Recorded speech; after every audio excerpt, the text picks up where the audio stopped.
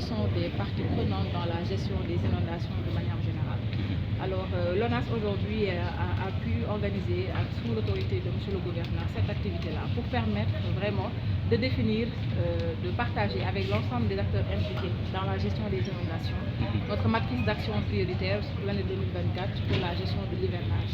Alors, pour le rappeler, c'est à l'occasion de cette réunion, nous partageons, comme je l'ai dit tantôt, avec l'ensemble des acteurs, les activités et mesures qui seront prises pour une bonne préparation de l'hivernage 2024. Et ça a commencé avec le lancement des opérations pré-hivernage que nous avons pu démarrer dès le 13 mars 2024. Il faut rappeler que ces opérations pré-hivernage le plus tôt lancées vont permettre à une bonne préparation du réseau pour accueillir et pouvoir drainer de manière convenable les eaux pluviales. Donc à ce jour, dans la région de Dakar, nous sommes à peu près de 25% de taux de réalisation du curage, donc soit 25 000 mètres linéaires sur les 109 000 de réseaux que nous gérons dans la région de Dakar. Et je profite de l'occasion pour le rappeler que ces mêmes opérations seront tenues dans les différentes régions, dans tous les périmètres assainis où l'ONAS a un patrimoine. Ces opérations de curage qui seront menées pour amoindrir le maximum possible les éventuelles nuisances lors de l'hivernage. Les opérations hivernales, d'autres mesures qui seront prises par l'Office national de l'assainissement concernent l'entretien des équipements électromécaniques. Je pense aux dispositifs de pompage aussi bien fixes comme mobiles, les stations de pompage, les appareils électroniques, tous les engins lourds.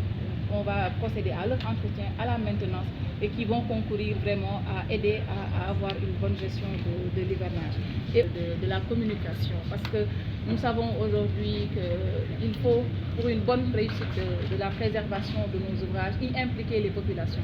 Parce qu'il arrive parfois de noter certains comportements qui vraiment n'aident pas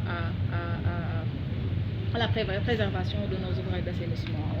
On voit souvent lors de l'hivernage l'ouverture des canaux où on déverse des ordures sans compter l'ensablement de la voirie qui constitue en tout cas des goulots d'étranglement de nos réseaux et qui vraiment ne concourent pas à faciliter le drainage des eaux pluviales. Ce qui fait que parfois, même si nos ouvrages fonctionnent, il y a un temps de latence un peu plus important. Et ça, c'est vraiment parce qu'il y a eu des comportements néfastes en l'endroit de nos ouvrages. Et c'est pourquoi nous profitons de l'occasion, parce que M. le gouverneur a invité les acteurs communautaires, il a également invité tous les volontaires de l'assainissement pour nous aider à sensibiliser les populations sur les bons comportements